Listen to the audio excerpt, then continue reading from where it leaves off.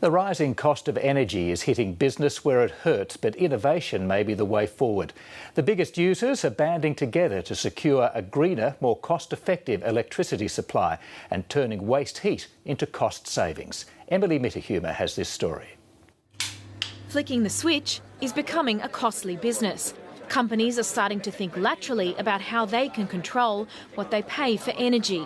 Australia's fixed in supplying electricity to heating and cooling, whereas more advanced cities around the world don't use electricity for heat and cooling, they use the waste heat from electricity generation. Despite demand for electricity being flat and even being projected to fall, prices are skyrocketing.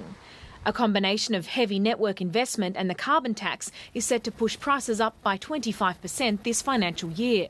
They were underfunded for so long, resulting in, as we saw, a major breakdown of infrastructure in the Sydney CBD. Billions of dollars are currently being poured into infrastructure to service peak demand. And of course, those costs are being passed on. Network charges make up around 50% of any electricity bill, and that component is set to double from 2010 to 2014. The City of Sydney has a cleaner, greener plan to counter rising costs, and business is set to benefit.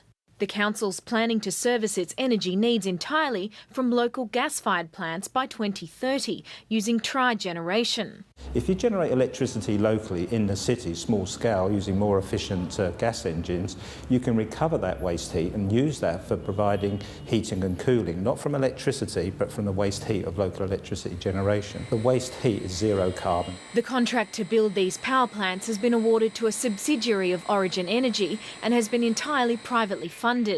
It is expected to save the city up to $400,000 a year in carbon taxes and significant savings on network charges. We save about another $400,000 to $600,000 a year in avoided network charges. It could be great news for Sydney businesses who plug into the local source of power rather than the coal-fired supply. It's expected to deliver savings of around $500,000 annually for a 20-storey building.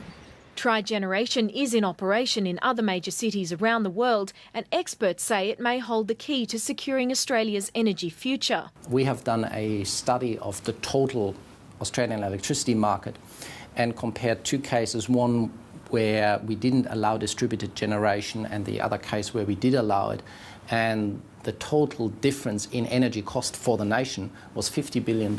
It's also gaining traction elsewhere in Australia with similar projects underway in Victoria. Using cogeneration and distributed generation could be a very cost-effective way for Australia to service its energy needs.